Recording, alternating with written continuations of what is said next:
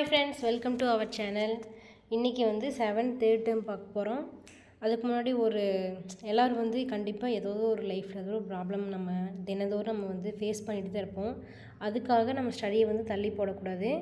அதையும் ஃபேஸ் பண்ணிவிட்டு அதையும் தாண்டி படிக்கிறவங்க தான் வந்து வெற்றியாளராக மாறுறாங்க. சரிங்களா? சரி, அதுக்கப்புறம் நம்ம படிக்க போயிடலாம். ஜாலியாக படிங்க. மனசை வந்து ரொம்ப இறுக்கமாகவோ சோகமாகலாம் படிக்காதீங்க, சும்மா ஜாலியாக படிங்க. ஃபஸ்ட்டு டாபிக் வந்து நயத்தகு நாகரிகம். இதில் வந்து ஒன்றும் இல்லை, விருந்தோம்பல் பற்றி அப்புறம் திருநெல்வேலியை பற்றின செய்திகள் தான் இருக்குது இந்த இயலில். விருந்தோம்பல் முன்றுரை அரையனார். இது இந்த நூல் வந்து பழமொழி 400. எழுதுனது வந்து முன்றுரை அரையனார். சரிங்களா? இவர் வந்து சமண சமயத்தை தான் சார்ந்தவர். இந்த பாட்டில் என்ன இருக்குன்னா, நம்மளுக்கு தெரியும் கடையல் வள்ளல்கள் 7 பேர்த்தில் வந்து பாரிங்கிறத ஒருத்தர் தெரியும். நண்பன் படத்தில் இருப்பார்ல பாரி, அவர் இல்லை, அவர் அந்த பேரில் தான் அவர் வச்சுருப்பார். சரிங்களா? அந்த பாரிக்கு வந்து 2 மகள்கள் இருப்பாங்க, அங்கவை சங்கவைன்னு சொல்லிட்டு. நம்மளுக்கு அந்த காமெடியெலாம் பார்த்துருப்போம் ரஜினி படத்தில். அவங்க தான் வந்து அங்கவை சங்கவை வந்து 2 பேர் இருந்திருக்காங்க. அவங்க வீட்டை தேடி வந்து பாணர்கள் வந்து வராங்க. வறட்சியாக இருந்திருக்கு, மழை இல்லாத காரணத்தினால வறட்சியானதுனால சாப்பாடு வேண்டி வர்றாங்க. அதனால வந்து இவங்க வந்து உலையில் வந்து பொன்னிட்டு கொடுக்குறாங்க. அதனால வந்து பொருள் இல்லாத வீடு எதுவும் இல்லை அப்படின்னு இந்த பழமொழியில் சொல்ல வராங்க. ஒன்றூரா முன்றிலோ இல், ஒன் வேர்டு வந்து ஆப்ஷன் கொடுத்து கேட்டாங்கன்னா பொருள் இல்லாத வீடுன்னு எதுவும் இல்லை அப்படின்னு சொல்கிறாங்க. அதுதான் இந்த பாட்டில் இருக்குது. மாறினா மழை நம்மளுக்கு தெரியும், புகவுனா உணவு, முன்றில் அப்படின்னா வீட்டோட முன்புறம் திண்ணை. சரிங்களா? இங்கே வந்து வீட்டை குறிக்கிறது. மடமகள்னா இளமகள், அந்த மாதிரி.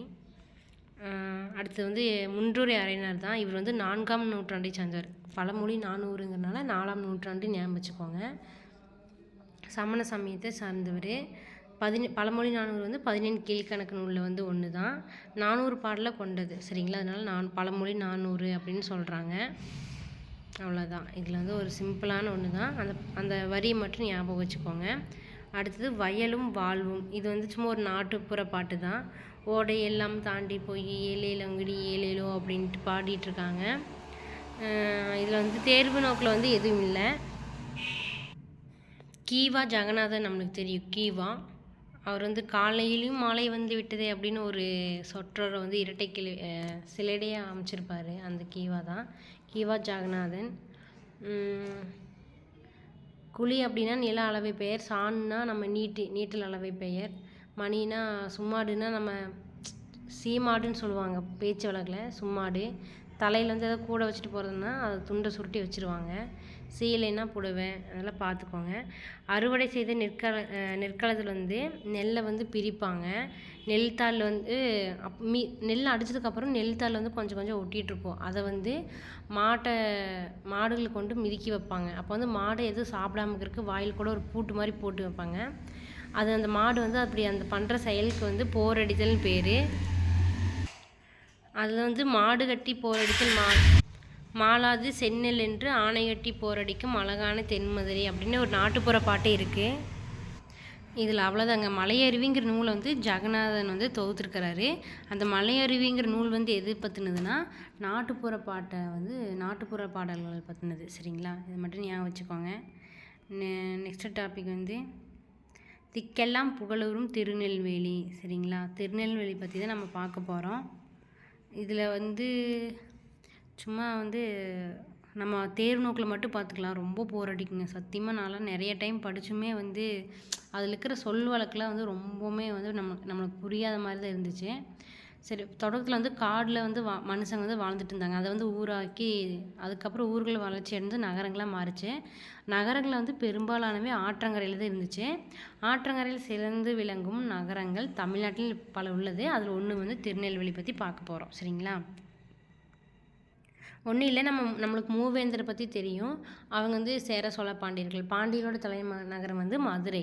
2வது தலைநகரமாக விளங்கியது வந்து நம்ம திருநெல்வேலி தான். சரிங்களா? இதுதான் வந்து இந்த பேராகிராஃபில் கொடுத்துருக்காங்க.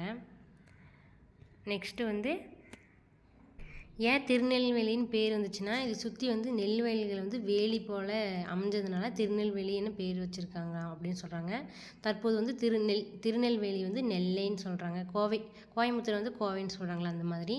திக்கெல்லாம் புகழுறும் திருநெல்வேலி அப்படின்னா திருஞான சம்பந்தரும் தன்பொருணை புனல்நாடு அப்படின்னு சேக்கிழாரும் சொல்கிறாங்க. இதில் வந்து ஒரு ஷார்ட்கட் என்னென்னா, தன்பொருணை புனல்னால் நம்ம வந்து ஃபலூடா அந்த மாதிரி வாங்குறோமா புனல், அதை வந்து நம்ம ஷேக் பண்ணி சாப்பிட்றோம் சரிங்களா. புனலில் வந்து ஷேக் பண்ணி சாப்பிட்றோம். தன்பொருணை புனல் நாடு. திக்கெல்லாம் புகழூரும் திருநெல்வேலி. திக்கெல்லாம் போய் சுற்றிட்டு இருக்கிறான் பாரு, இவனுக்கு நம்ம வந்து ஞானம், இவனுக்கு என்ன ஒரு ஞானம் அப்படின்னு சொல்லுவாங்க பார்த்தீங்களா. எல்லா பக்கம் சுற்றிட்டு இருக்கிறேன்னு சொல்லுவாங்க திக்கெல்லாம் அப்படின்னு. சும்மா ஷார்ட்கட் மட்டும் ஞாபகம் வச்சுக்குவாங்க, செம்ம காமெடியாக தான் இருக்கும். முக்காலத்தில் வந்து திருநெல்வேலிக்கு வந்து வேணுவனம் அப்படின்னு ஒரு பேர் கூட இருந்துக்குன்னு சொல்கிறாங்க. வேணுனா மூங்கில் சரிங்களா. மூங்கில் காடுங்கிறது தான் அதோட பொருள். மூங்கில் நெல் வந்து மிகுதியாக அங்கே வந்து விளைஞ்சதுனால அதுக்கு அந்த பகுதிக்கு வந்து நெல்வேலி என்னும் பேரும் கூட ஏற்பட்டிருக்கலாம் அப்படின்னு சொல்கிறாங்க. சரி, 2 காரணம். நெல் வயல் வந்து அதை சுற்றி வேலிமா இருந்ததுனாலையும் வந்திருக்கலாம், இல்லை வேணுவனம் அப்படின்ற அந்த இதுலேருந்து வந்திருக்கலாம்னு சொல்கிறாங்க. திருநெல்வேலி மாவட்டம் வந்து வளம் மிகுந்த பகுதி சரிங்களா. சிறப்புமிக்க மலையாகிய பொதிகை மலை வந்து இங்கே தான் இருக்குது. இலக்கியங்களோட பாராட்டுறாங்க. 6 இளங்கோவடிகள் வந்து சொல்கிறாங்க. திருவிளையாடல் படம் பார்த்துருப்பீங்க, பழைய படம். பொதிகை மலை உச்சியிலே அப்படின்ட்டு ஒரு பாட்டு செம்மையாக இருக்கும். சரி, ஓகே. இதில் வந்து இளங்கோவடிகள் வந்து பொதிகை மலையை பற்றி பாராட்டியிருப்பார் சரிங்களா.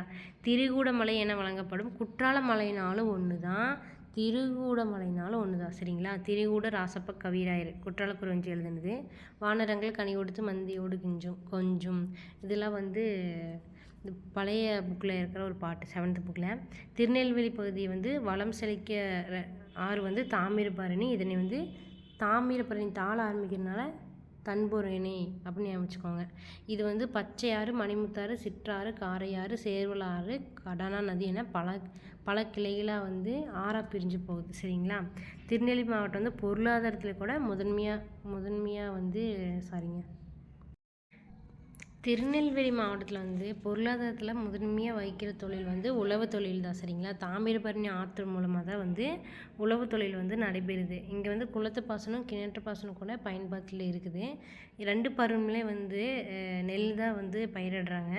மானாவாரி பயிரில் வந்து சிறுதானியம், எண்ணெய் வித்து, காய்கனி, பருத்தி, பயிர் வகை இதெல்லாம் எக்ஸாம்பிள் தேவைப்படாதுங்க, அதெல்லாம் சும்மா படிச்சுக்கலாம்.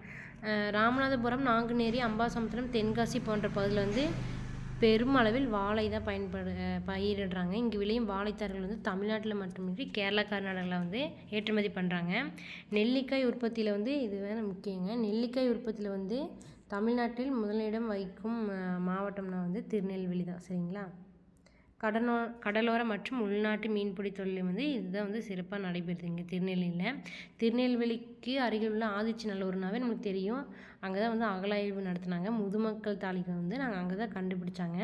முதுமக்கள் தாழின்னா என்னதுன்னா, நம்மளுடைய மூத்தோர்களை வந்து அவங்க இறக்காததுக்கு முன்னாடியே வந்து இந்த மாதிரி ஒரு தாழியில் வந்து ரொம்ப வயசாகி அவங்களால எதுவுமே பண்ண முடியாது, இறக்குறது மட்டும்தான், இறக்கும் தருவாயில் வந்து அவங்கள வந்து முதுமக்கள் போட்டு வந்து வச்சுருவாங்க. அதனால் ரொம்ப கொடுமை தாங்க. ஆனால் ஏன் அப்படி பண்ணாங்கன்னு தெரில. சரி, பார்க்கலாம் வாங்க. முதுமக்கள் தாழியில் வந்து அங்கே தான் வந்து கண்டுபிடிச்சாங்க சரிங்களா.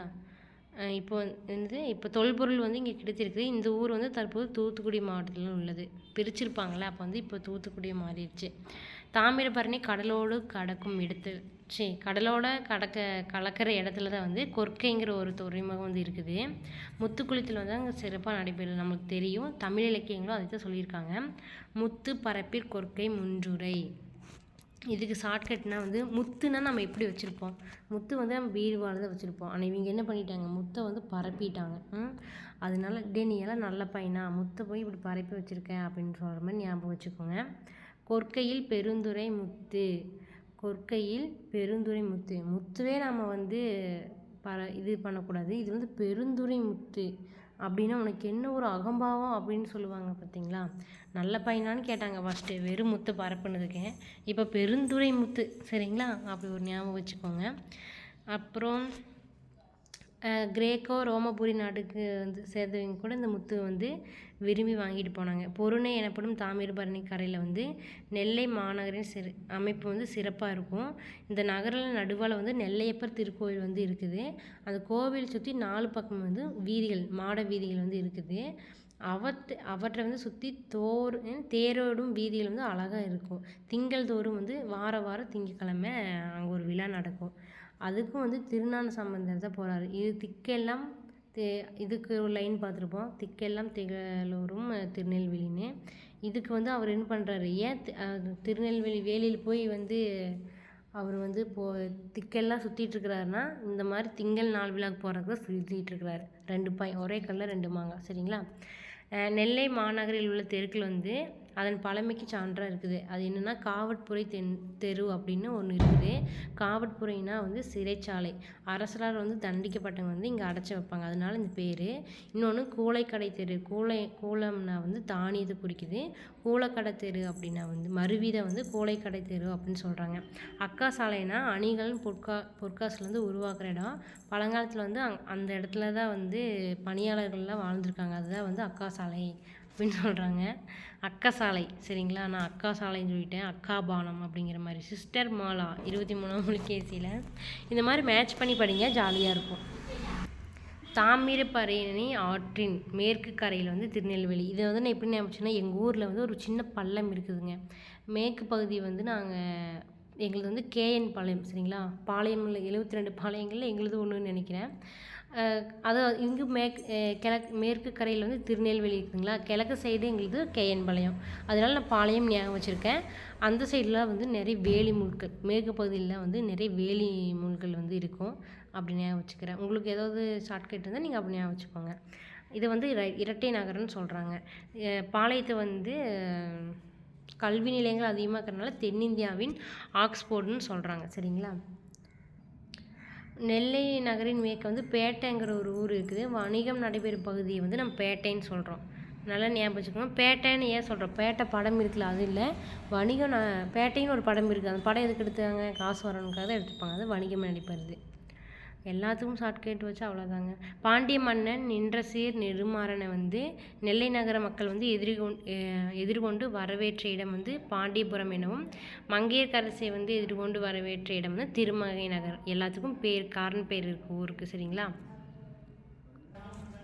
மீனாட்சி அம்மையார் பேரில் இருந்த ஊர் வந்து மீனாட்சிபுரம். சேரன்மாதேவி, கங்கை கொண்டான், திருமலையபுரம், வீரபாண்டியப்பட்டினம், குலசேகரப்பட்டினம் போன்ற ஊர்கள் பண்டைய வரலாற்றை வந்து நினைவூற்றுவதாக வந்து இருக்குது. சரிங்களா? அகத்தியர்கிறது யார்? தொல்காப்பியர் ஆசிரியர் தான் வந்து அகத்தியர். அவரும் வந்து பொதிகை மலையில் தான் வாழ்ந்தாங்க அப்படின்னு சொல்கிறாங்க. மரோக்கத்து நப்பசலையார், நம்மாழ்வார், பெரியாழ்வார், ஆண்டாளோடைய அப்பா தான் வந்து பெரியாழ்வார். சரிங்களா? குமரகுருபரர், திரிகூட ராசப்ப கவிராயர், நம்மாழ்வார், பெரியாழ்வார், 12 ஆழ்வார்களில் 2 பேர் இங்கே கொடுத்துருக்காங்க. அடுத்து வந்து திருநெல்வேலி சீமையில் பிறந்து தமிழுக்கு செழுமை செலுத்துகிறாங்க அப்படின்னு சொல்லியிருக்காங்க. இன்னொன்று ஜிபோப், கால்டுவெல், வீரமாமுனிவர்கள்லாம் வந்து இங்கே தான் தங்கியிருக்காங்களா. தமிழின் பால் ஈர்த்து போயது திருநெல்வேலி தான். அப்பாடா, திருநெல்வேலி முடிஞ்சிடுச்சு. எல்லாம் ஞாபகம் வச்சுக்கோங்க. முக்கியமான பாயிண்ட்டை மட்டும் நல்லா இன்னொரு டைம் ஞாபகம் வச்சுக்கோங்க. ஃப்ரெண்ட்ஸ், சத்தியமாக இதில் வந்து அவங்களே சொல்லியிருப்பாங்க. நீங்களே போய் இந்த புக்கை எடுத்து பாருங்கள். அப்போ என்னை நீங்கள் குறை சொல்ல முடியாது. திருநெல்வேலி சீமையும் கவிகளும். இது வந்து என்னென்னா ரொம்ப பழங்காலத்துக்கு முன்னாடி வந்து எழுதுனது இந்த கதை. ஒரு துணைப்பாடம் தான், அதுலேயே வந்து கொடுத்துருப்பாங்க. நீங்கள் வேணால் பாருங்கள் கீழே. குறிப்பு: இக்கட்டுரை ஏறத்தாழ 70 ஆண்டுகளுக்கு முன் எழுதப்பட்டது. எனவே அக்கால நடையில் எழுதியிருக்கு. திருநெல்வேலி சீமை என்று குறிப்பிடுவது இப்போ இருக்கிற திருநெல்வேலி மட்டும்தான் அப்படின்னு சொல்லியிருக்காங்க. அதுக்கு முன்னாடி நிறையா இருக்குங்க. சத்தியமாக எனக்கு புரியல, அவ்வளோதான். இந்த டிகேசி ஐயா அவர்கள் வந்து இப்படி எழுதி வச்சுட்டு போயிட்டாரு. சரி, ஃபஸ்ட்டு இவரோட குறிப்பு பார்த்தலாம். டிகேசிங்கிறது வந்து அவர் ஒரு வழக்கறிஞர். சிறப்பு பெயர் வந்து ரசிகமணி. அவரோட வீட்டில் வந்து வாரந்தோறும் இலக்கிய கூட்டங்கள் நடத்தி வந்தார். வட்டத்தொட்டி அப்படின்னு பேர் வச்சார். கடித இலக்கியத்தின் முன்னோடி, தமிழிசை காவலர், வளர்தமிழ் ஆர்வலர். தமிழிசைக்கு காவலரும் வளர்தமிழுக்கு ஆர்வலரும் குற்றால முனிவராக இருந்திருக்காரு. இதய ஒளி என்னும் நூலில் வந்து இவரோட கட்டுரை வந்து இதய ஒளி என்னும் நூலிலிருந்து தரப்பட்டுள்ளது. சரிங்களா? என்னால் முடிஞ்ச அளவுக்கு நான் உங்களுக்கு சொல்கிறேன், வாங்க. ஒரு நாட்டில் வந்து காவி உண்டாயிட்டே வர்றது எதிர்பார்க்குறது அவ்வளோ சரியில்லை. 1000 வருஷத்துக்கு ஒரு தடவை தான் ஒரு கவிஞன் பிறக்கிறான் அப்படின்னு சொல்லுவாங்க. அது ஒரு வகையான உண்மைதான் அப்படிங்கிற மாதிரி சொல்கிறாங்க. வானத்தில் விழுந்த சுடர்கள் போல இயற்கையில் விழுந்த கவிகளை தான் வந்து கவிகள் என்று சொல்ல வேண்டும். காக்கா பொண்ணையும் பார்த்து ஏமாந்து போகக்கூடாது. திருநெல்வேலி ஜில்லா நெடுகிலும் உண்மையான கவிஞர்கள் பிறந்துக்கிறாங்க. அவர்களுடைய பாடல்களையும் மக்கள் அனுபவித்து வந்திருக்காங்க. பாரதியார் பிறந்து வளர்ந்த இடம் வந்து எட்டயபுரம், சரிங்களா. எட்டய சமஸ்தானம் நெடுகிலும் ஊர் ஊராக புலவர்கள் கவிராயிலும் வாழ்ந்தாங்க. தேசிய கவிமணி கன்னியாகுமரி பக்கம், அதாவது நாஞ்சில் நாட்டில் பிறந்து வளர்ந்தா இருந்தாலும் தமிழை அழுத்தமாக ஆர்வத்தோடு கற்ற இடம் திருநெல்வேலி தான். திருநெல்வேலி வந்து முதன்மைப்படுத்தி சொல்கிறாங்க. அப்புறம் வந்து என்ன சொல்கிறாங்க, கடிகை முத்துப்புலவர் அவர் வந்து வெங்கடாசுவர எட்டப்ப ராஜாவை பற்றி பல பாடல்கள் பாடிக்கிறாரு. மணியாச்சியிலிருந்து 7-8 மைல் தூரத்தில் தாமிரபரணி நதியும் சிற்றாரும் கலக்கிற இடம்தான் வந்து சேவலப்பேரி என்கிற முக்கூடல் பள்ளி என்னும் பிரபந்தம் வந்து முக்கூடலை பற்றி தான். சாதாரணமாக மழை பெய்யாத இடத்தில் மழை பெய்கிறது என்றால் குடியானவர்களுக்கு ஒரே கும்மாளி அல்லவா. குடியானவர்னா ஒன்றும் இல்லைங்க, வேளாண்மை செஞ்சு அங்கேயே குடியிருப்பாங்க, அதுதான் குடியானவர்கள் சொல்கிறாங்க. நல்லா பாருங்கள், என்ன கும்மாளி. ஆற்று வெள்ளம் நாளை வர தோற்று தேகுறி மலையாள மின்னல் ஈழ மின்னல் சூழ மின்னுது என்ற அடையிலே இருக்குது. குடியானவங்களுக்கு இடிமுழக்கம் தான் சங்கீதம், மின்னல் வீச்சு தான் நடனம், சரிங்களா. இதெல்லாம் அப்படியே சொல் வழக்கில் அடிச்சு விட்ருக்குறாங்க. 300 வருஷங்களுக்கு முன் மதுரை பக்கத்துலேருந்து பலபட்டடை சொக்கநாத புலவர் மதுரையிலேருந்து திருநெல்வேலிக்கு வந்தாராமா. நெல்லையப்பர் கோவிலில் எழுந்தியருளுள்ள காந்திமதி தாயை வந்து தரிசித்தாராமா.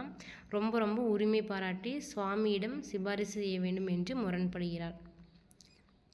திருநெல்வேலியிலேருந்து திருச்செந்தூருக்கு போகிற வழியில் 18வது மைல் ஆற்றுக்கு வடகரையில் வந்து சீவைகுண்டம் இருக்குது. பிள்ளை பெருமாள் சீவைகுண்டத்து பெருமாளை பற்றி பாடியுள்ளார். பிள்ளை பெருமாள் யாரை பாடியிருக்கிறாருன்னா சீவைகுண்டத்து பெருமாள் பாடியிருக்கிறாரு. நம்மாழ்வார் தமது ஈடுபாட்டை 1000 தமிழ் பாட்டில் வெளியிட்டார். கொர்க்கைங்கிற ஊர் இருக்குது, அதன் புகழ் நிறைய இருக்குது. 2000 வருஷத்துக்கு முன்னாடி வாழ்ந்த ஒரு கவிஞர் வந்து முத்தொள்ளாயிரம் ஆசிரியர். அப்புறம் இப்படியே எல்லாத்தையுமே வந்து எல்லா புலவருமே வந்து திருநெல்வேலியில் தான் இருந்தாங்கன்னு சொல்ல வராங்க. அண்ணாமலையார் சமுத்திரத்தை முட்டியாகிவிட்டது, மோட்டார் வண்டி திருப்பி நேரே கழுகு மலைக்கு போகிறாங்களாமா. அந்த மாதிரி கதையாக சொல்லி கொண்டு வந்திருக்காங்க. அழகிய சொக்கநாத புலவர் வந்து வாடா என அழைத்து வாழ்வித்தால் அம்மா உன்னை கூடாதென்றார் தடுப்பார் கோமதி தாய் ஈஸ்வரி அப்படின்னு சொல்கிறாரு. இது மட்டும் ஞாபகம் வச்சுக்கோங்க, சரிங்களா. அடுத்தது நுண்துளி தூங்கும் குற்றாலம் அப்படின்னு திருஞான சம்பந்தர் 3 பக்கம் வராரு, சரிங்களா. இதையும் ஞாபகம் வச்சுக்கோங்க. உற்றாரை யான் வேண்டேன் மாணிக்கவாசகர் தான். அது இந்த லைன் ஏற்கனவே இன்னொரு வேறு புக்கில் இருக்குது. யான் வேண்டேன் ஊர் வேண்டேன் போர் வேண்டேன் அப்படின்னு சொல்லியிருப்பார். கசிந்துருகு அப்படின்னாவே மாணிக்கவாசகர் தான், சரிங்களா. பிற்காலத்திலே குற்றால குறவஞ்சி அது உண்மையான தமிழ் பண்பும் கவி பண்பும் வாய்ந்தது. குற்றால குறவஞ்சி வந்து திரிகுட ராசப்ப கவிராயர். அவ்வளோதாங்க. இதுக்கு மேலே நம்ம இதை பார்க்க வேண்டாம், நெக்ஸ்ட் டாபிக் போயிடலாம். அணி இலக்கணம். அணினா என்னங்க, நம்ம உடலில் அணியக்கூடியதும் அணி தான். எதுக்காக அணிகிறோம், அழகு சேர்க்கறதுக்காக அணிகிறோம். அதே மாதிரி தான் இலக்கணத்துக்கு வந்து இலக்கணத்துக்கு வந்து அழகு சேர்க்கறதுக்கு தான் வந்து அணி பயன்படுத்தியிருக்காங்க. இப்போ ஆடினாள் அப்படின்னு சொன்னால் நல்லாயிருக்கு. அதுக்கு மேலே மயில் போல் ஆடினால்னா நம்மளுக்கு படிக்கிறது நல்லா இருக்குங்களா. இவளுக்கு பார் மீன் மாதிரி கண் அப்படின்னு சொல்லுவாங்க.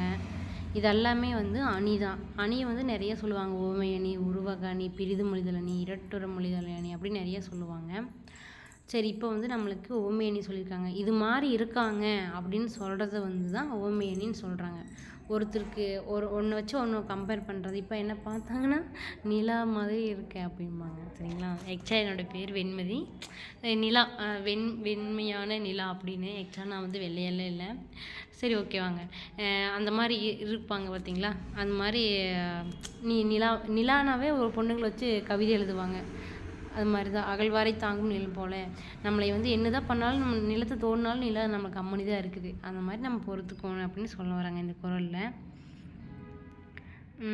போல அப்படிங்கிற மாதிரி இது எல்லாமே ஓம ஒரு ஓம உறுப்பு தான்.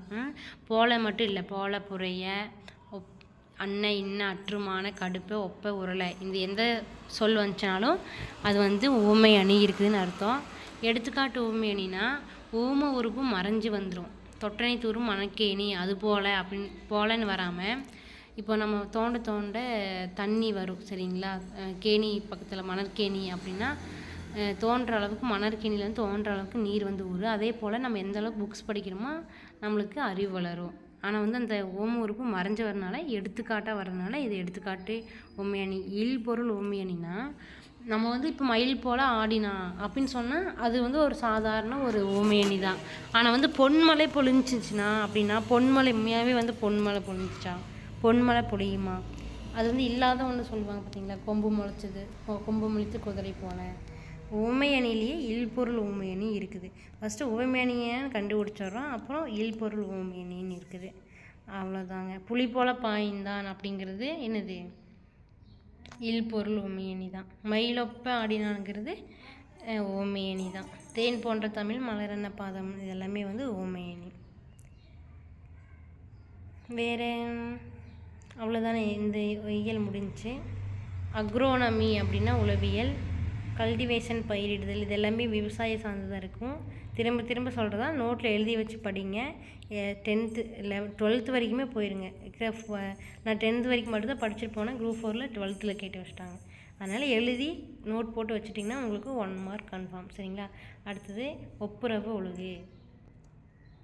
இதில் 2 பாட்டு வருங்க ஆக்சுவலாக. இப்போ வந்து பூமி வந்து விளக்காவுமே, கடலை வந்து நெய்யாவுமே, அந்த வெப்ப கதிரை வந்து சுடராவுமே சரிங்களா. கொண்டவன் வந்து திருமால் சரிங்களா. இது கொண்டவன் வந்து திருமால். சிவந்த ஒளி வீசும் சக்கரத்தையுடைய அவனது திருவடிகளுக்கு துன்பக்கடல் நீங்க வேண்டி பாடலால் மாலை சூட்டினேன். இதுக்கு இந்த பாடல் அர்த்தம் இதுதான். வையம் அப்படின்னா உலகம், தகலினா அகல் விளக்கு. உலகத்தவே வந்து அகல் விளக்காக வச்சு பாடுறதா வந்து பொய்கை ஆழ்வார். பாரு ஒரே பொய்யா சொல்லிட்டு தீரா அப்படிங்கிற மாதிரி ஞாபகம் வச்சுக்கோங்க. இன்னொன்று வந்து பூதத்தாழ்வார் பாடியிருப்பார் சரிங்களா. அவர் என்ன சொல்கிறாருன்னா, அன்பை வந்து விளக்காக வச்சுக்கிட்டேன், ஆர்வத்தை வந்து நெய்யாக வச்சுக்கிறாரு. அவர் என்ன உலகத்தவே வந்து விளக்காக வச்சுக்கிறேன்னு பொய் சொல்லிட்டாரு. பூதம்னா நம்மளுக்கு தெரியும், நம்ம சிந்து பார்த்து அற்புத தீவில் இப்போது ஒரு மைடியர் பூதமா இப்போ ஒரு படம் வந்துச்சு, அதில் பார்த்தோம்னா எல்லா பூதமே வந்து பார்க்குறக்கு அப்படி இருந்தாலும் நம்மக்கிட்ட அன்பாக பழகும். அதனால வந்து அன்பை வந்து விளக்காக யூஸ் பண்ணியிருக்காங்க. அதனால வந்து பூதம் சரிங்களா. பூதத்தாழ்வார் ஞாபகம் வச்சுக்கோங்க. இந்த 2 தான் கன்ஃபியூஸ் ஆகும். உங்களுக்கு சூப்பரான ஒரு ஷார்ட்கட் கண்டுபிடிச்சி வச்சுருக்கிறேன். பொய்யாழ்வார் வந்து காஞ்சிபுரத்துக்கு அருகில் உள்ள திருவெட்கா அப்படிங்கிற ஊரில் வந்து பிறந்துட்டார். பொய் சொல்லிட்டோம்னா நம்மளால் சின்ன வயசில் வெக்கப்பட்டுட்டு உள்ளே ஒழிஞ்சுப்போம். நானும் அப்படி தான். நம்ம பொய் பேசுகிறோன்னு தெரிஞ்சாவே வந்து அவ்வளோதான் வெக்க வந்துடும். அது மாதிரி திருவெக்கா ஊரில் வந்து பிறந்துட்டார். அதனால தான் பொய் பேசிட்டார் சரிங்களா. 4000 திவ்ய பிரபந்தத்தில் இருக்கிற முதல் திருவந்தாதி பாடினது இவர் தான். அதனால தான் பொய்கை ஆழ்வார் சரிங்களா. முதல் பாடினது, 2வது பாடினது பூதத்தாழ்வார், 3வது பாடினது யார், பேயாழ்வார். ஒரு 4000 திவ்ய திருவந்தாதின்னு சொல்கிறோம். அந்தாதின்னு என்னென்னா, நம்ம பாட்டுக்கு பாட்டு விளையாடுவோம் பார்த்தீங்களா. இப்போ நம்ம ஒரு பாட்டு பாடி முடிச்சுட்டு லாஸ்ட்டில் நிறுத்திடுவோம். அதை வந்து இன்னொருத்தங்க தொடங்குவாங்க.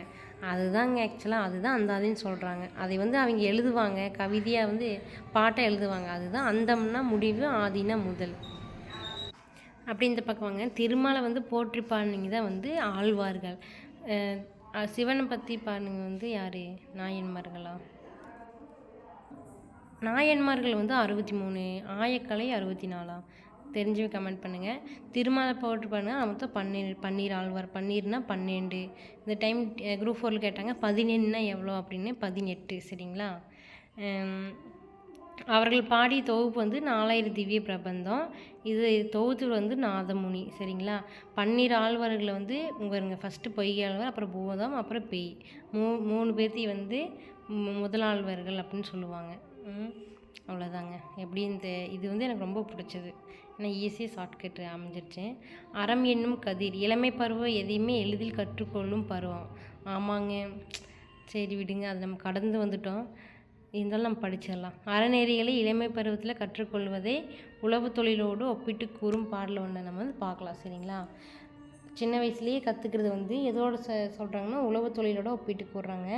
இன்சொல் விளைநிலமாக இனிய சொற்கள் வந்து விளைநிலமாக மாறுதுங்க. ஈதல் அன்பு வந்து வித்தா மாறுது. வன்சொல் வந்து அது நம்மளுக்கு தேவையில்லாதனால களையை எடுத்துடுறாங்க. உண்மையை வந்து எருவா அதை வந்து உரமாக இது பண்ணுறாங்க. அன்பை வந்து பாய்ச்சுறாங்க, நீர் பாய்ச்சுறாங்க. அறக்கதிர் ஈன அந்த கதிர் ஈன்றது தான் வந்து அறம். அவ்வளோதாங்க, ஈஸி. நம்மளுக்கே பார்த்தாலும் தெரியுது. முனைப்பாடியார் இந்த பாட்டு வந்து அறநெறிச்சாரம். முனைப்பாடியார் 225 பாடல்களுடையதா? ஆமாங்க, அவ்வளோதான், ஈஸியாக முடிச்சாச்சு. முனைப்பாடியார் வந்து 13ஆம் நூற்றாண்டு இவருடைய காலம்.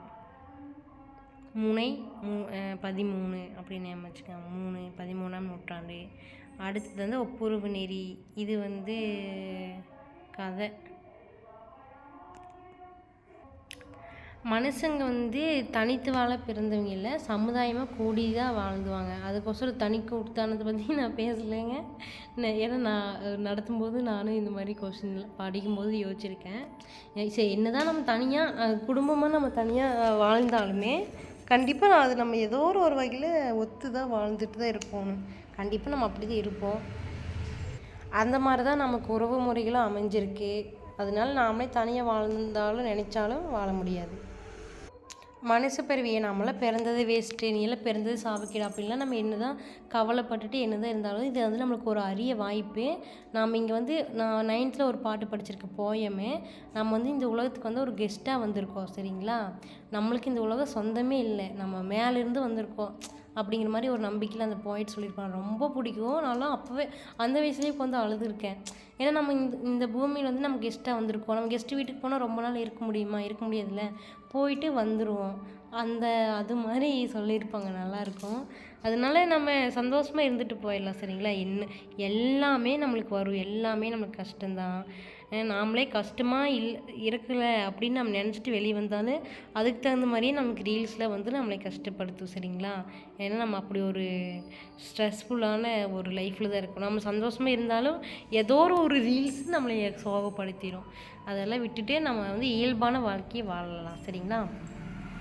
மொபைலை வந்து நல்லதுக்காக மட்டும் யூஸ் பண்ணலாம். வாழ்வின் குறிக்கோள். வாழ்க்கை குறிக்கோள் வந்து உடையது. குறிக்கோள் எது? நம்ம வாழ்கிறதா இல்லை வாழ்கிறத ஒரு சாதனையா? சொல்லுங்கள். வாழ்ந்துங்கிறது எளிதில்லை, இயற்கை கூட வாழ்ந்துவிடும். நல்ல சமூக அமைப்பும் அரசும் தோன்றிவிட்டால் நாம் வாழ்தல் என்பது எளிது. வாழ்க்கை தொண்டினையே குறிக்கோளாக உடையது. இந்த குறிக்கோள் தான் வந்து ஒப்புரவு நெறியை வந்து திருக்குறள் வந்து அறிமுகம் செஞ்சுருக்கிறாங்க. ஒருவர் வந்து எல்லாருக்காகவும் எல்லாரும் ஒருவருக்காகவும் அப்படிங்கிற ஒரு பொது உடைமை நெறியை வந்து திருவள்ளுவரோட வாழும் நெறி, சரிங்களா? இந்த மாதிரி ஒரு அட்வைஸாக தான் இருக்கும். உங்களுக்கு பிடிச்சிருந்தா நீங்கள் படிச்சுக்கோங்க. உலகம் முன்ன உன் உடுத்த உடுப்பாய் அப்படின்னு சொன்னது வந்து பாரதிதாசன். இது முக்கியங்க. செல்வத்து பையன் ஒப்புரவு வாழ்க்கை, இது யார் சொன்னது தெரியல.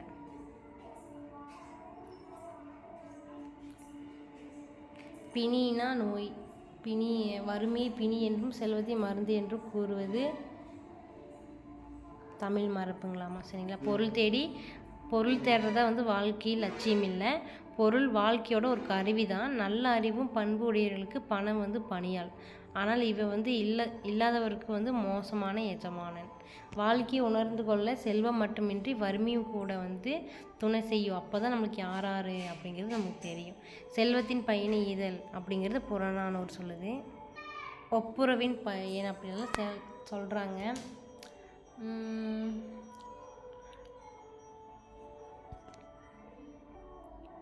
இது எல்லாமே வந்து நம்ம ஒருத்தர் வந்து எல்லாத்துக்கும் உதவி செய்யணும். இப்போ செல்வம் இருக்கிறவங்கிட்ட வந்து இப்போ நல்ல குணம் இருக்கிறவங்க வந்து யாராவது இது மாதிரி டெஸ்ட் மூலிமா கொடுத்து உதவுவாங்க. எல்லாத்துக்கும் ஏழை மக்களுக்கு கொடுத்து உதவுவாங்க. அது வந்து எப்படி இருக்குன்னா, ஊருணி நீர் நிறைந்த அற்றை அப்படின்னா உலகினர் என்ன சொல்லுவாங்க, இப்போது பொது கிணறுன்னு ஒன்று இருக்குது, அது யார் வேணால் யூஸ் பண்ணிக்கலாம். அதுக்கு வந்து இது பண்ணுறாங்க. ஆனால் வந்து யாருக்குமே பயன் தராத மாதிரி எப்படி சொல்கிறது, நட்பண்புடையவரும் செல்வம் சேர்வது ஊருக்கு வந்து நல்ல பயன் தரும். மரத்தில் உள்ள பழங்கள் பழுத்ததை போன்றது, சரிங்களா? அப்படி சொல்கிறாங்க. அதே நம்மளுக்கு அவங்க உதவி செய்யலைன்னா அது ஆக்சுவலாக வந்து அவங்க உழைச்சி சம்பாரித்து பாடுபட்ட பணம். நம்ம அவங்களுக்கு போய் கொடுன்னு கட்டாயப்படுத்த முடியாது. இருந்தாலும் அவங்களுக்கு மனசு இருந்தால் செய்வாங்க, சரிங்களா? இப்போ எப்படி நம்மளுக்கு ஏதாவது வெள்ளம் அந்த மாதிரி வந்துச்சுன்னா ஒரு சில நடிகர் உதவி செய்வாங்க. அவங்கள நம்ம பாராட்டுவோம். செய்யாத இருப்பாங்க, அவங்கள போய் நம்ம எதுவும் சொல்ல முடியுமா? அது வந்து அவங்களுக்கே வந்து தோணும் சரிங்களா? அதுதான் வந்து சொல்ல வராங்க. மக்கள் பணியை இறைப்பணியாக செஞ்சவர் தான் நம்ம தவத்திரு குன்றக்குடி அடிகளார். அவர் வந்து குன்றக்குடி திருமடத்தின் தலைவராக விளங்கிய இவர் வந்து பேச்சாலும் எழுத்தாலும் இறைத்தொண்டும் சமூக தொண்டும் இலக்கிய தொண்டும் மாற்றியவர். திருக்குறள் நெறியை வந்து பரப்புவதை வந்து தன்னோட வாழ்நாள் கடமையாக கொண்டவர். இவர் எழுதிய நூல் வந்து நாயன்மார் அடிச்சுவட்டில் குறட்செல்வம் ஆலயங்கள் சமுதாய மையங்கள் அப்படிங்கிற நூல் எழுதிக்கிறாரு. இவரும் ஒரு இதழ் நடத்துகிறாரு, அருளோசை அறிய அறிவியல் அப்படிங்கிற இதழ் நடத்திக்கிறாரு. உண்மை ஒளி, இது வந்து ஒரு ஜென் தத்துவம் சரிங்களா? கதை ஜென் குரு ஒருவர் வந்து மாணவர்களுக்கு பாடம் நடத்த சொல்லி கொடுக்குறாங்க. அது கதை தாங்க, எக்ஸாம் பாயிண்ட் ஆஃப் வியூவில் நமக்கு தேவையில்லை. அந்த குரு வந்து உங்களுக்கு குழந்தைகளே உண்மையான ஒளி என்பதை நான் உங்களுக்கு இன்றைக்கி சொல்ல போகிறேன் அப்படிங்கிறாங்க. அறிந்து கொள்ள ஆர்வமாக இருக்கிறேன் அப்படின்னு அவங்களும் சொல்கிறாங்க. பிறப்புல அடிப்படையில் வந்து எல்லா உயிரும் ஒன்று தான், பசி தூக்கங்கிறது எல்லாத்துக்கும் பொதுவானது தான். அப்புறம் மேலும் இரவு பகலும் மாறி மாறி வர்றது போல் வாழ்வில் வந்து இன்ப துன்பம் மாறி வரும். இப்போ உங்களை வந்து ஒரு கேள்வி கேட்கட்டுமான்னு சொல்கிறாங்க. இருள் கலைந்து வெளிச்சம் வந்து விட்டது என்பதை நீங்கள் எந்த நொடியில் அறிவீர்கள்? நல்லா பாருங்கள், அவர் கேட்குற கொஸ்டின் வந்து நைட்டு போய் இரவு போய் அப்படின்னு கேட்கல, இருள் கலைந்து வெளிச்சம் வந்து விட்டது என்பது எந்த நொடியில் நீங்கள் உணர்வீங்க அப்படின்னு சொல்கிறாரு. ஒரு குழந்தை வந்து தூரத்தில் நிற்கிறது வந்து குதிரையாக கழுதியாங்கிற டிஃப்ரெண்ட் தெரிகிற அளவுக்கு எப்படி நமக்கு தெரியுமோ, கண்ணு தெரியுமோ அந்த நொடியில்னு சொல்கிறாரு. அவர் அது இல்லைன்றாரு. இன்னொருத்தர் வந்து தூரத்தில் இருக்கிறது ஆலமரமாக அரச மரமாக அப்படிங்கிற அடையாளம் காணக்கூடிய நேரத்தில் தான் வந்து விடிந்து விட்டது அப்படின்னு நம்ம சொல்லுவோம். அவங்க கரெக்டாக சொல்லியிருக்காங்க, விடிஞ்சிருச்சு அந்த பொருளில். இல்லை வேறு ஏதாவது சொல்லுங்கன்னு சொல்கிறாங்க. எங்களுக்கு தெரியல, நீங்களே சொல்லுங்கள் அப்படின்றாரு. இவர் வந்து ஒரு மனுஷனுக்கு பார்க்குற போது என்னுடன் பிறந்தவர் என்று நீங்கள் எப்போ வந்து உணர்றீங்களோ அப்போ தான் உண்மையான ஒளி உங்களுக்குள்ளே ஏற்படுது அப்படின்னு பொருள் அப்படின்றாரு. இரவும் பகலும் வெறும் கால வேறுபாடு தான், உண்மையான ஒளிங்கிறது உள்ளத்தில் உள்ள ஏற்பட வேண்டிய ஒன்று தான் அப்படின்னு சொல்கிறாரு. உங்களுக்கு ஒளி இல்லை என்றால் உச்சி வெயில் கூட இருள் தான் அப்படிங்கிற மாதிரி சொல்கிறாரு. நாளை சந்திக்கலாம் அப்படின்னு சொல்லிட்டு போயிடுறாங்க. குரு அருகில் உள்ள ஒரு சிற்றூருக்கு வந்து போகிறாரு. இருட்டாவதுக்குள்ளே ஊரை அடைய வேணும் அப்படின்ட்டு போகிறாரு. யாரோ வந்து சாலையோரம் படுத்து கிடக்குறாங்க. குதிரை நிறுத்தி கீழே இறங்கி குரு அந்த மனுஷனை வந்து எழுப்புறாங்க. குழந்தை எந்திரி, நீ யாரை ஏன் இங்கே படுத்துக்கிற அப்படின்னு. இவன் மயக்கம் அடைஞ்சிருக்கிறான். படுத்திருப்பவருக்கு நீரை வந்து கொடுக்குறாரு. குழந்தை எந்திரி, இந்த நீரை கொஞ்சம் குடி அப்படின்னு. அப்புறம் வந்து அவன் எழுந்திரிச்சிட்றான். பசியால் மயங்கி விழுந்து விட்டேன் ஐயா, நான் பக்கத்து ஊருக்கு போகணும். அப்படியா, சரி, என்னோட குதிரைக்குது, நான் உன்னை அழைச்சி செல்கிறேன் அப்படிங்கிறாரு. குரு அவனை வந்து குதிரை மீறி உட்கார வைக்கிறான். மெதுவாக இருப்பான்னு சொல்கிறாரு. குதிரையில் ஏறி அவன் குதிரையை வந்து அடித்து விரட்டிட்டு போயிடுறான். ஓ, இது திருட நாட்டுக்குது அப்படின்ட்டு நடித்திருக்கிறா அப்படின்னு அவரை ஏமாந்துடுறாரு. ஏமாத்தணுன்னு போயிட்டுருக்காரு. இங்கே எப்படியாவது ஒரு குதிரையை வந்து வாங்கி கொண்டு தான் ஊருக்கு திரும்பணும். குரு வந்து குதிரை சந்தைக்கு போகிறாரு. அப்போ வந்து அந்த குதிரை வந்து அங்கே நிற்கிது. அதே குதிரை தான். அப்புறம் வந்து குருவிடம் வந்து குதிரையை திருடியவன் அங்கே நிற்கிறான். குரு அவன் தோலை தொடுகிறார். குழந்தாய், நீங்களா அப்படிங்கிறான். மெல்ல சிரிச்சிட்டு, யாரிடமும் சொல்லாதே, எதை, ஏன் அப்படிங்கிறான். குதிரையை நீயே வச்சுக்கோ, ஆனால் இது உனக்கு எப்படி கிடைச்சதுன்னு யார்கிட்டையும் சொல்லாத. ஏமாந்து யாருக்காவது தெரிந்தால் அவமானம் என்று நினைக்கிறார் போலிக்குது அப்படின்னு அவன் நினைக்கிறான். ஆனால் அப்படி இல்லை. நீ நினைப்பது எனக்கு புரியுது குழந்தாய். நான் ஏமாந்து போனது தெரிந்து எதிர்காலத்தில் உண்மையிலேயே யாராவது சாலையில் மயங்கி கிடந்தால் கூட அவங்களுக்கு யாரும் உதவி செய்ய மாட்டாங்க. உன்னோட தன்னலத்துக்காக நல்ல கோட்பாடுகளை வந்து அழிச்சிடாத அப்படின்னு சொல்கிறாரு. அதை புரிஞ்சுட்டு அவன் வந்து தலையுணிகிறான். ஜென் அப்படிங்கிறது ஒரு ஜப்பானிய மொழி சொல் தான். இதுக்கு என்ன பொருள்னா தியானம் செய் அப்படின்னு பொருள். புத்த மதத்தை சார்ந்த துறவியரால் ஒரு பிரிவினர் வந்து ஜென் சிந்தனையாளர். இது வந்து சீனா ஜப்பானில் நாட்டில் வந்து தான் அதிகமாக வாழ்ந்துட்டு வந்தாங்க. இதுதான் வந்து ஒரு பகுதியை கொடுத்துருக்காங்க சரிங்களா? சும்மா உங்களுக்கு போர் அடிக்கூடாதுன்னு ஒரு கதை சொல்கிறேன். பிடிக்கலின்னா ஸ்கிப் பண்ணிட்டு வந்துடுங்க. அணி இலக்கணம் ஏற்கனவே ஓமையணி பாட்டு, இப்போ உருவகணி. இப்போ வந்து மயில் போல் ஆடினாள் அப்படின்னு சொல்கிறது தான் வந்து உவமை அணி. இப்போ வந்து தேன் போன்ற தமிழ் அப்படின்னா என்னது? தேன் போல தமிழ் இருக்குதுன்னு சொல்கிறோம். ஆனால் அதையவே தமிழ் தான் தேன் அப்படின்னு சொல்லிட்டு அதுதான் உருவகம். சரிங்களா? இப்போ வந்து வையம் உலகம் தான் வந்து அகல் விளக்கே, வார்க்கடல் தான் நெய்யே அப்படின்னு அப்படியே சொல்லிடுறாங்க டைரெக்டாக. அதை வந்து இதை உருவகணி யார் சொன்னது? இது பொய்யாழ்வார். ஏகதேச உருவகணினா ஒரு லைன் மட்டும் உருவகப்படுத்திட்டு இன்னொரு லைனை உருவகப்படுத்தாமல் விட்டுறது. சரிங்களா? இந்த குறளை பார்த்துப்போங்க. அறிவை வந்து விளக்காக உருவகப்படுத்திட்டு அறியாமல் வந்து இருளாக உருவகப்படுத்திருக்கோன்னு, ஆனால் வந்து உருவகப்படுத்தலை. அவ்வளோதாங்க. சீக்கிரமாக இந்த இயல் முடிஞ்சிருச்சு. ஆம்பிஷன், லட்சியம், கம்யூனிசம், பொது உடைமை, போவர்ட்டி, வறுமை. அடுத்து திருக்குறள். திருக்குறளில் வந்து இப்போ வேண்டிய பொருள், ஏற்ற கருவி, தகுந்த காலம், மேற்கொள்ளும் செயலின் தன்மை, உரிய இடம். இது வந்து எதுக்கு பொருந்துனா, நம்ம எக்ஸாம் ஞாபகம் வச்சுக்கோங்க. வேண்டிய பொருள் பேனா, வேண்டிய பொருள் எக்ஸாம் ஞாபகம் வச்சுக்கலாம். ஏற்ற கருவி பேனா, காலம் வந்து எக்ஸாம் டைமு, நம்ம இன்னும் ரைட் பண்ணுறோம், செயலின் தன்மை, உரிய இடம் வந்து எக்ஸாம் ஹால். இந்த 5யுமே அயம் தீர ஆராய்ந்து ஒரு செயலை செய்ய வேண்டும். சரிங்களா? ஞாபகம் வச்சுக்கோங்க. வினையால் வினையாகி கோடல். அது வந்து ஒரு யானை கண்டு மற்றொரு யானையை வந்து பிடிப்பாங்க. அதுபோல் ஒரு செயலை செய்யும்போதே வந்து இன்னொரு செயலையும் செய்து முடிச்சுக்கணும். ஃபஸ்ட்டில் வந்து ஒரு டிகிரி படிக்கும்போது இன்னொரு டிகிரி படிச்சுட்டு இருந்தாங்க. ஆனால் இப்போ அது முடியாது. நம்ம ஒரு கோர்ஸ் படிக்கிறோன்னா அது மட்டும் இருக்கக்கூடாது, எக்ஸ்ட்ரா கோர்ஸும் படிச்சுக்கணும் அப்படிங்கிற மாதிரி. நான் இது எல்லாமே எடுத்துக்காட்டாக சொல்லிகிட்ருக்கிறேன். தாம் கற்றவருக்கு கற்றவரும் தெளிவாக சொல்ல வல்லவர், கற்றவரும் மிகவும் கற்றவராக மதிக்க. ஒரு சிலர் நல்லா படிப்பாங்க, ஆனால் எங்களுக்கு எக்ஸ்பிளைன் பண்ண தெரியாது. அதுலேயும் நல்லா படிக்கிறீங்களே எக்ஸ்பிளைன் பண்ணுற தெரிஞ்சவங்க இன்னும் கற்றவராக மதிக்கப்படுவாங்க. கற்றவர் முன் வந்து நம்ம என்ன கற்றுக்கிட்டோமோ அதை மனதில் பதியும்படி சொல்லி அவர்கள் கற்றவற்றையும் கேட்டு அறிஞ்சுக்கணும் அப்படின்னு சொல்கிறாங்க. ரொம்ப பசியும் ஓயாத நோயும் அழிவு செய்யும் பகையும் சேராமல் நல்ல வகையில் நடைபெறுவதே நாடாகும். அது ஓகே. பெரிய அளவில் முயற்சி இல்லாமல் வளரும் நாடு சிறந்த நாடாகும். முயற்சி செய்து சேரும் வளத்தை உடைய நாடு சிறந்த நாடு ஆகாது. இது ஓகே. தெளிந்த நீரும் நிலமும் மலையும் அழகிய நிலனுடைய காடும் ஆகிய 4ம் உள்ளதே அரண். எதெல்லாம் அரண்னா தெளிந்த நீரும் நிலமும் மலையும் அழகிய நிலனும் சொல்கிறாங்க. அரண் எவ்வளவு பெருமையுடையதாக இருந்தாலும் செயல் சிறப்பு இல்லாத ஒரு இடத்துல அது பயன் இல்லாமல் இருக்கும் அப்படிங்கிறாங்க. இது நமக்கு எல்லாத்துக்கும் தெரியும். பிறப்புக்கும் எல்லா உயிருக்கும். பிறப்பால் எல்லாரும் ஒத்த இயல்புடையவர் தான்.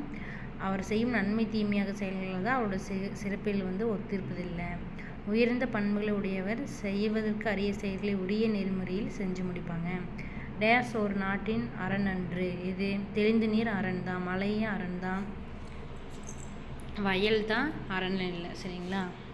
அடுத்து மக்கள் அனைவரும் பிறப்பால் ஒத்த இயல்புடையவர்கள். இது திருக்குறள் சம்பந்தம் வந்ததுனால சொல்லியிருக்கேன். அடுத்தது மானுடம் வெல்லும் அப்படிங்கிறது வந்து அப்படிங்கிற ஒரு இது இயல் பார்க்க போகிற லாஸ்ட் இயல். மழைப்பொழிவு. இது வந்து கவிஞர் கண்ணதாசன் எழுதுனது. உலக மக்கள் எல்லாருமே ஜாதி மொழி மதம் அதனால் வந்து பிரிஞ்சிருக்கிறாங்க. இது காரணமாக வந்து மக்களிடையே வந்து நிறைய முரண்பாடு மோதல் இருக்குது. எல்லாரிடத்துமே நம்ம அன்பு காட்டி அமைதியை வந்து வாழ்வின் நெறிய கொண்டோம்னா இந்த உலகம் வந்து உயரடியும் அப்படின்னு சொல்கிறாரு. இதில் வந்து எனக்கு ரொம்ப பிடிச்சது என்னென்னா, அது அந்த லைன் இதில் இல்லை. இது வந்து படிச்சிங்கன்னா நம்மளுக்கு தெரியும். இதில் வந்து பாடல் பொருள் அப்படிங்கிறதுல இது இல்லை, இது இருக்குது. ஆனால் நம்மளுக்கு தூய் தமிழ், அதாவது ஏற்றொல்ல தான் இருக்குது, நம்மளுக்கு புரிஞ்சுக்கிறபடி இருக்குது. இயேசு பெருமான் வந்து சீடர்களுக்கு வந்து ஒரு பாறை மீது நின்று பேச தொடங்குறாரு. சாந்தங்கிற அமைதியான பண்பு கொண்டவங்க தான் வந்து பேறு பெற்றவங்க. பேருனா 16 வகையான பேர் இருக்குது பார்த்தீங்களா, அந்த மாதிரி பேர் பெற்றவங்க. இந்த உலகம் முழுசும் அவங்களுக்கு தான் சொந்தம். அவர்களே வந்து தலைவர்கள் ஆவாங்க அப்படின்னு சொல்கிறாங்க. மனித வாழ்க்கையில் வந்து தேவைப்படுறது என்னன்னா பொறுமை. அது மண்ணையும் விண்ணையும் ஆட்சி செய்யும் அப்படிங்கிறாங்க. இந்த உலகம் சாதிகளாலும் கருத்து வேறுபாடுகளை வந்து நிலைத்து அடுமாறுது. அறங்கிற ஒன்றை வந்து நம்ம நம்பி பிறகு சண்டை நீங்கி உலகம் வந்து அமைதியாயிரும்னு சொல்கிறாங்க. சரிங்களா? ஏற்றத்தாழ்வு இல்லாத வாழ்வு வந்து நம்ம பெற்றுக்கலாம். இறக்கமுடையதை வந்து பேறு பெற்றோன்னு சொல்கிறாங்க. அவங்க வந்து பிறர் உயிர் இது இரக்கம் காட்டி இறைவனோட இரக்கத்தை வந்து பெறுறாங்க. இதுதான் அவங்களுக்கான பரிசு. மனுஷன் வந்து ஆசையில் விழுந்து விட்டால் அவனோட வாழ்க்கை வந்து பாலைவனமாக மாறிடும். அவன் நல்ல உள்ளத்தோடு வாழ்ந்தால் தான் வாழ்க்கை வந்து மலர் சோலையாக இருக்கும். மனிதர் வந்து சண்டை சச்சரவுகளால் வந்து தாமும் கஷ்டப்பட்டு மற்றவங்களும் கஷ்டப்பட வைப்பாங்க. சரிங்களா? அதனால அவர்கள் வந்து தன்னாடு என்றும் பிறர் நாடு என்றும் பேசி உண்மையில்லா உறவுகளாக வாழ்கிறாங்க. கண்ணிமைக்கும் நேரத்தில் நடக்கும் 1000 போட்டிகளால் பயனற்ற கனவுகள் தான் தோன்றுகின்றன. இவை இல்லாமல் அமைதியாக வாழ்ந்தால் இதயம் மலையளவு உயர்ந்ததாக மாறும் அப்படின்னு இதெல்லாம் சொல்கிறது யாருன்னா கண்ணதாசன் இயற்றிக்கிறாரு. ஆனால் சொற்பொழிவாற்றுறது வந்து இயேசுநாதர் வந்து சீடர்களுக்கு சொல்கிற மாதிரி இருக்குது. சரிங்களா? வாயும் வயிறும் ஆசையில் விழுந்தால் வாழ்க்கை பாலைவனம். இந்த மாதிரிலாம் நல்லா இருக்கும் லைனு. பாட்டு நம்ம சொன்ன மாதிரி 2-3 டைம் வாட்ச் பார்த்துருங்க. சரிங்களா? அடுத்தது தன்னை அறிதல் அப்படின்னா, ஒரு காகம் இருக்குது. குயிலுக்கு வந்து கூடு கட்ட தெரியாது பார்த்தீங்களா? அது வந்து முட்டையிட்டு போயிடுது. காகம் வந்து அதை அடக்காத்துட்டே வருது. கடைசியில் என்னன்னு தெரியல, அது அப்படின்னு கூவிருச்சு. அப்போ தான் அதுக்கு தெரியுது அது குயில் அப்படின்ட்டு. அது நல்லாயிருக்கும் சொல்கிறவங்களுக்கு. இதில் என்னென்னா, இப்போ குஞ்சு பொரிச்சதுக்கப்புறம் காக்காவுக்கு தெரிஞ்சிருச்சு இது நம்ம குஞ்சு இல்லைன்னு போக சொல்லுது. ஆனால் அதுக்கு தெரியாதுல்ல நம்ம வந்து குயில் அப்படின்னு. அது இப்போ தான் குழந்தையா இருக்குது. அது வந்து ரொம்ப கஷ்டப்படுது. காகத்தை தான் வந்து அம்மாவை நம்பிட்டு இருக்குது. காகம் வந்து சொல்லி கொடுக்குது அப்படின்னு. ஆனால் அதனால கத்த முடியல. அது கூடு கட்டும் தெரியல. அம்மா அப்பா இல்லை, தோழர்கள் இல்லை. குளிரில் நடுங்குச்சு, மழையில் ஒதுங்குச்சு, வெயிலில் காஞ்சிச்சு, தானே இறை தேடி பழச்சு. வாழ்க்கை எப்போ போல் அதுக்கே பழகிடுச்சு. அப்புறம் ஒரு நாள் வந்து அப்படின்னு கூவிருச்சு. அப்போ தான் தெரியுது நம்ம ஒரு குயில் அப்படின்னு. இது வந்து தன்னைத்தானே அறிஞ்சிருக்குது அந்த குயில் வந்து. இப்படி தான் நம்ம ஒரு சிலர் எப்படின்னா, சிலர் நம்ம வந்து கூட வந்து சேர்த்திக்க மாட்டாங்க, இல்லை உறவினர்கள் நம்ம சேர்த்திக்க மாட்டாங்க. ஏதோ ஒரு வகையில் நம்ம ஒதுக்கப்படுவோம். அப்போ நம்ம அதில் ஏதோ ஒரு வகையில் நம்ம அதில் தனித்துவமாக இருந்திருப்போம். ஆனால் அது நமக்கே தெரியாது. பிறரால் ஒதுக்கப்படும் போது தான் நம்ம வந்து ஒரு வெற்றியாளராக வந்து மாறுவோம் அப்படின்னு நம்மளே நம்புவோம். சரிங்களா? இப்போ நம்ம டிஎன்பிஎஸ்சிக்காக படிச்சுட்ருக்கோம். ஃப்ரெண்ட்ஸ் கூட சேர முடியாது. அவங்க என்ன நினைப்பாங்க, நம்மளை ஒதுக்கிடுவாங்க. நாம் சரி ஓகே சொல்லிட்டு நம்ம வேலையை பார்க்கலாம். அதுக்காக வருத்தப்பட்டுட்டு இருக்க முடியாது. இது எழுதுனது வந்து பிருந்தா. அவங்க வந்து பிருந்தா வந்து அவங்க அம்மா கூட போகிறாங்க. சரிங்களா? பிருந்தா அவங்க அம்மா வந்து சொல்கிறாங்க, மகளுக்கு சொன்ன கதை. அது எப்போ வீடு முழுக்க வானம் அப்படிங்கிற ஆரம்பிக்கிறாங்க. இதெல்லாம் வந்து மலையை பற்றின பயிர்தல்கள் அப்படின்னு ஞாபகம் வச்சுக்கோங்க. இந்த கவிதை வந்து மகளுக்கு சொன்ன கதை அப்படிங்கிற நூல்லேருந்து எடுக்கப்பட்டிருக்குது. இது அடுத்து வந்து காயிதே மில்லத் பற்றி பார்க்க போகிறோம். சரிங்களா? அவர் தான் கண்ணியமிகு தலைவர் அப்படின்னு. மக்களுக்கு வழிகாட்டி தலைவர் வந்து நிறைய பேர் இருக்காங்க. அவர்கள் ஒருவர் தான் வந்து கண்ணியமிகு காயிதே மில்லத் அவர்களை பற்றி பார்க்க போகிறோம். சரிங்களா? நாடு முழுதும் வந்து நம்ம போராடிட்டு இருந்தோம் இல்லையா, விடுதலை போராட்டத்துக்கு. அப்போ வந்து காந்தியடிகள் வந்து சொல்கிறாரு, இளைஞர்கள் வந்து கலந்து கொள்ளணும் அப்படின்ட்டு. அப்போ வந்து திருச்சியில் வந்து தான் படிச்சுட்ருக்காரு நம்ம காயிதே மில்லத் வந்து. அப்போ படிச்சுட்டு இருக்கும்போது வந்து அவர் வந்து கல்வியை விட நாட்டின் விடுதலை தான் முக்கியம் அப்படின்ட்டு வராரு. சரிங்களா? அப்புறம் வந்துட்டு கலந்து கொள்கிறாரு. இவர் ரொம்ப எளிமைங்க. இப்போ பிற்காலத்தில் வந்து பெரிய அரசியல் தலைவராக வளர்ந்துட்டார். இருந்தாலும் பொது நிகழ்ச்சியிலேருந்து கலந்து கொள்வதற்கு தனியாக காரில் செல்ல மாட்டாங்க. இந்த மாதிரி பொது போக்குவரத்தில் தான் வந்து பயன்படுத்துவாங்க. அப்புறம் அன்பர் ஒருவருக்கு வந்து கார் வந்து பரிசளிச்சிருக்காரு. ஆனால் அது வந்து அவர் ஏற்க மறுத்துட்டு தொடர் வழியிலேயே ரயிலே போயிட்டார். அவர் சார்ந்திருந்த இயக்கத்தின் அதே மாதிரி அவர் சார்ந்திருந்த இயக்கத்தின் சார்பாக அவருக்கு ஒரு மகிழ்ந்தும் பெருந்தொகையும் பரிசளித்தாங்க. அதையும் வேணான்னு சொல்லிட்டாங்க. காருக்கும் அவருக்கும் செட் ஆகலை. சரிங்களா? ஞாபகம் வச்சுக்கோங்க. அடுத்து அவரோட குடும்ப நிகழ்ச்சி வந்து எளிமையாக காண முடிஞ்சுது. அவரோட ஒரே பையனுக்கு திருமணம் செய்ய முடிவு செஞ்சார். அப்போ வந்து அவர் பெரிய தலைவருங்கிறனால நிறைய ஆடம்பரமாக இருக்குன்னு எல்லாருமே எதிர்பார்த்தாங்க. ஆனால் கடைசியில் ரொம்ப வந்து பெண் வீட்டார்கிட்டையும் வந்து வரதட்சணை வாங்கலை. அதே மாதிரி எளிமையாக தான் வந்து நடந்துக்கிட்டார். அடுத்து மணக்கொடை வாங்கும் திருமண நிகழ்ச்சியில் வந்து கலந்து கொள்ள மாட்டேன் அப்படின்னு சொல்லிட்டாரு. அடுத்தது நேர்மை அவரோட நேர்மை பற்றி பார்க்கலாம்.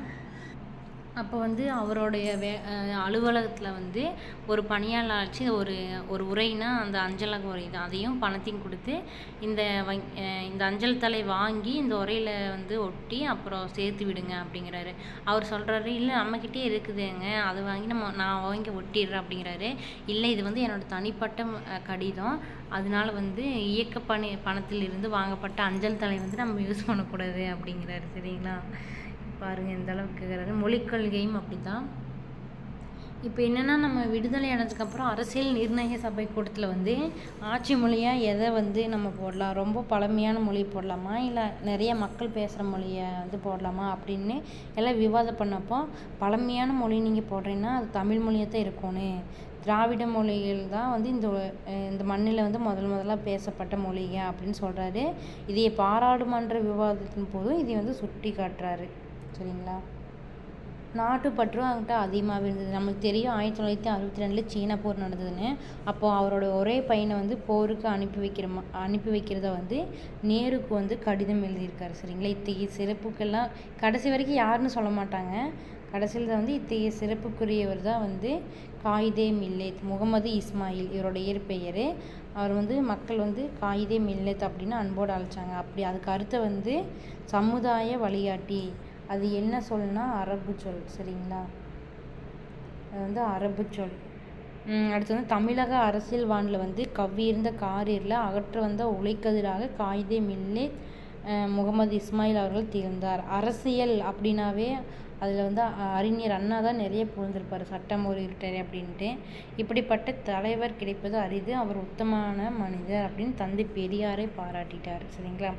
அரசியல் பொறுப்புகள்னு வந்து பார்த்தோம்னா 1946 52 வரை அப்போதைய சென்னை மாகாண சட்டமன்ற உறுப்பினராக இருந்து சிறப்பாக பணியாற்றினார். சரிங்களா? அரசியலமைப்பு உருவாக்க குழு உறுப்பினராகவும் பணியாற்றிருக்கிறாரு. இந்திய விடுதலை பெற்றதுக்கப்புறம் மாநிலங்களவை உறுப்பினரும் மக்களவை உறுப்பினர்னு பல பொறுப்புகள் இருந்துக்கிறாரு. நாடாளுமன்றத்துலேயும் பணியாற்றிருக்கிறாரு. கல்வி பணினா கல்வி ஒன்று தான் எல்லா ஒட்டுமொத்த சமுதாய வளர்ச்சிக்கு வந்து உறுதுணையே இருக்குன்னு எண்ணுகிறாரு. கல்வி மிகுந்திடில் கழிந்திடும் மடமை, இது வந்து எக்ஸாம்பிள் கேட்டாங்களா, நான் மாடல் கொஸ்டின் எழுதும்போது பார்த்துருக்கேன். கல்வி மிகுந்திடில் கழிந்திடும் மடமை. சரிங்களா? ஞாபகம் வச்சுக்கோங்க. என்ற முதுமொழிக்கேற்ப நிறுவனங்களையும் நிறைய உருவாக்குனாங்க. திருச்சியில் வந்து ஜமால் முகமது கல்லூரி, கேரளாவில் வந்து ஃபரூக் கல்லூரி அப்படி அந்த கல்லூரிகளெல்லாம் தொடங்கினது இவர் தான். தொழில்துறையில் வந்து நிறையா அறிவு பெற்றிருந்தார். இந்திய நாட்டின் கனிம வளங்களை வந்து நாடாளுமன்றத்தில் வந்து அது கனிம வளத்தை பற்றி எடுத்துரைச்சுக்கிறாங்க. இதனால் இந்திய அரசு வந்து கனிம வளங்களை பயன்படுத்தும் பல்வேறு திட்டங்களை வந்து அறிமுகப்படுத்தியது. அதன் மூலம் வந்து தொழில்துறையும் நிறைய வளர்ச்சி அடைந்தது. மக்கள் நேரடியாகவும் மறைமுகமாகவும் வந்து வேலை வாய்ப்பையும் பெற்றிருப்பாங்க. அப்போ அந்த கனிம வளர்ச்சின்னா அது துறையில் ஏற்படுத்துனாங்கன்னா அங்கே வேலை செய்யறதுக்கு பணியாட்கள் வேணும் இல்லையா, அதுதான் சொல்கிறாங்க. தலைவர்கள் பலராலும் பாராட்டப்பட்ட பண்பாளர் அவர். சரிங்களா? எல்லாரிடமும் வேறுபாடு இல்லாமல் எளிமையாகத்தான் பழகியிருக்காரு. வாழ்நாள் முழுவதும் சமுதாய நல்லிணக்கத்தை வந்து பேணி வந்தவர். அவர் தான் வந்து காயிதே மில்லத். பயணம், இது வந்து சும்மா ஒரு கதை தான், நல்லாயிருக்கும், படித்து பாருங்கள், டைம் இருந்தால் படித்து பாருங்கள். பாவண்ணன் இந்த கதை எழுதுனது. இதுக்கு ஒரு ஷார்ட்கட் வந்து பாவண்ணன் வந்து ஒரு குடிசை ஓரமாக வந்து உட்காந்துட்ருக்கிறாரு கடலோரத்தில். சரிங்களா? கடலோரத்தில் உட்காந்துட்டு இருந்தால் மரத்தோட வேர்லாம் ரொம்ப தூரமாக இருக்குன்னு நினச்சிக்கோங்க. வேர்கள் வந்து தொலைவில் இருக்குன்னு. கடலோரத்தில் வந்து ஆகுனா சுனாமி வந்துடும். நேற்று வாழ்ந்தவங்களை பற்றி தான் நம்ம பேசிகிட்டு இருப்போம். கடலோர வீடு சுனாமி வந்துட்டுனா நேற்று வாழ்ந்தவங்களா அவங்க மாறிடுவாங்க. அப்புறம் பாய்மர கப்பல் இருக்கும், பிரயாணம் பண்ணுவாங்க கப்பலில். அப்புறம் அவர் பக்கத்தில் ஒரு மீசக்கார பூனை வந்து உட்காந்துட்ருக்குது. இப்படி தான் நான் ஞாபகம் வச்சுருக்கிறேன். ஆகு பெயர்னா என்ன? இப்போது வீட்டுக்கு வெள்ளை அடித்தான், தோட்டத்தில் வந்து வெள்ளை பசு மேயுது அப்படின்னா அந்த வெள்ளைங்கிறது வெள்ளையவே குறிக்குது, வெள்ளை பசு அப்படிங்கிறது குறிக்குது. ஆனால் வீட்டுக்கு வெள்ளை அடித்தானுங்கிறது என்ன? சுண்ணாம்பு அடித்தான்னு தானே குறிக்குது. இப்போ இது என்னது? நிறம், பண்பு, இது எல்லாம் உணர்த்தி வந்துச்சுன்னா, வடிவம் அதெல்லாம் வந்துச்சுன்னா பண்பு நம்ம சொல்லுவோம், பண்பு பெயர்னு சொல்லுவோம். பண்புக்கு ஆகி வர்றதுனால பண்பாகு பெயர் இது வெள்ளை அடித்தானுங்கிறது. அதே மாதிரி தான் பொருளாகு பெயர், மல்லிகை சூழினாலுங்கிறது பொருளாகு பெயர். இப்போ தமிழ்நாடு வெற்றி பெற்றுனா தமிழ்நாடு வெற்றி பெற்றிருக்காது, தமிழ்நாடு அணியை சேர்ந்து வீரர்கள் தான் வெற்றி பெற்றிருப்பாங்க. இப்போ டிசம்பர் சூடினால்னா டிசம்பர் மாதத்தவா சூட முடியும், டிசம்பர் பூவை தான் சூடியிருப்பாங்க. தலைக்கு ஒரு பழம்னா இப்போது தலைக்கு ஒரு பழம் தலைக்கே கொடுப்பாங்களா? ஆளுக்கு ஒரு பழம் கொடு அப்படிங்கிறது தான். பண்பாக பேர்னா இனிப்பு தின்றான்னா எல்லாமே இனிப்பு தான். லட்டு, ஜிலேபி எல்லாமே. பொதுவாக இனிப்பு தின்றான்னா அது பண்பை தானே குறிக்குது. பொங்கல் அப்படிங்கிற முடியுதில் பொங்குதல் அப்படிங்கிறனால அது தொழில் பேராக வந்துருக்குது பொங்கல். இரட்டை கிளவினா நம்மளுக்கு தெரியும், பிரித்து பார்த்தால் பொருளும் இல்லை. சரிங்களா? பிரித்து பார்த்தா பொருள் இருக்காது. அடுக்கு தொடர் வந்து பிரித்து பார்த்தா பொருள் இருக்குது. பாம்புனா பாம்பு பாம்பு பாம்பு அப்படின்னு. ஆனால் இரட்டைக்கிளை வந்து 2 சொற்களாக தான் வரும். ஆனால் பாம்பு வந்து 3 இல்லைன்னா 4 சொற்களாக கூட வரும். இது வந்து இது ரெண்டையும் ஒப்பிட்டு பார்க்குறாங்க. நான் சொன்ன மாதிரி பிரித்து பார்த்தா பொருள் இல்லை. அடுக்கு தொடரில் வந்து ஒரே சொல் வந்து 2லேருந்து 4 முறை வந்து வரும். ஆனால் வந்து இரட்டைக்கிளையில் வந்து 2 தடவை தான் வரும். இரட்டைக்கிளை சொற்கள் வந்து இணைந்தே தான் இருக்கும். ஆனால் வந்து அடுக்கு தொடரில் வந்து தனித்தனியாக தான் இருக்கும். இது நல்லா ஞாபகம் வச்சுக்கோங்க. இணைஞ்சு தான் இருக்கும் பாருங்கள். இதில் கூட இணைஞ்சு தான் இருக்குது, ஆனால் இதில் கூட தனித்தனியாக தான் இருக்குது. இதனால் ஞாபகம் வச்சுக்கோங்க. அடுத்து வந்து அடுக்கு தொடர் வந்து பாம்பு பாம்பு நம்ம எப்படி சொல்கிறோம்? விரைவு, வெகுளி, உவகை, அச்சம். ஏதோ ஒன்று அச்சமாக இருந்தாலோ அவசரத்துக்கு தான் நம்ம வந்து அடுக்கு தொடர் ஒன்றவே வந்து 2 டைம் சொல்லுவோம். இரட்டைக்கிளி வந்து அடைமொழியாக தான் வரும். சட சடன்னு மழை வந்துச்சு, படபடன்னு காற்றடிச்சு அப்படின்ட்டு. அவ்வளோதான், நான் ஈஸியாக முடிஞ்சிருச்சு இந்த இயல். சரி, ஓகே ஃப்ரெண்ட்ஸ், நம்ம அடுத்தது 8ஆம் வகுப்பு பார்க்கலாம். அது வந்து ஒவ்வொரு இயலாக பார்த்துடலாம். ஏன்னா உங்களுக்கும் ஈஸியாக இருக்கும். அதனால் வந்து நான் முடிஞ்ச அளவுக்கு நான் சீக்கிரமாக எடுத்து அப்லோட் பண்ணுற பார்க்குறேன். தேங்க்யூ.